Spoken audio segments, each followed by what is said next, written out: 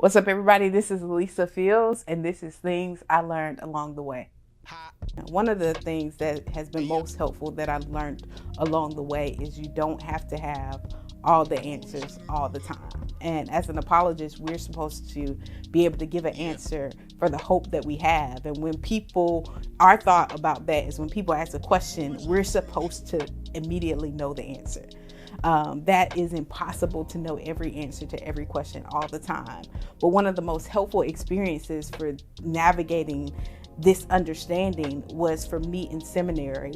I had a crisis of faith. Many of you know about my crisis of faith, that I had an undergrad that led me to do apologetics, but I had another crisis of faith in seminary, and this was wrestling with the problem of evil. Why, if God is all powerful, all knowing, all loving, would he allow evil to happen to certain people, particularly children, innocent children that were newborns, and evil happened against them? And so I'm thinking, like, when somebody's older, sometimes you can say, well, maybe it's something they did, maybe it's a consequence for action.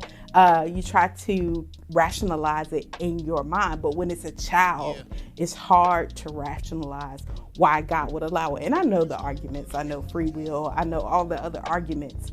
We were learning that in class, but emotionally, it was a struggle for me navigating that. And I had talked through it with some of my friends and some of my professors. And one day I was really wrestling, and I went to my professor before a chapel, Dr. Leo Purser. I love Dr. Purser, one of my favorite professors, a New Testament professor. And I was telling him what I was struggling with, and I was waiting for him to give me an answer. And he said, Lisa, I struggle with that sometimes too. And a peace came over me in that moment. He didn't give me a direct answer, but him entering in that space with me and saying, hey, I'm a New Testament professor. I have a PhD in New Testament. I study the Bible for a living. I teach the Bible for a living. And yet sometimes I still wrestle with what God allows. Was so comforting to me in that moment. It let me know that I didn't have to have the answer. I didn't have to stop even searching for an answer. But it was okay to be in that space. It was okay to wrestle with what God allowed. And it was a common thing.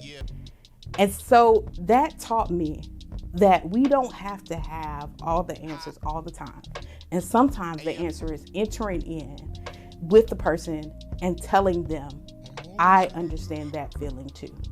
And sometimes that's the best answer you can give them. The answer being, I struggle with that same thing too.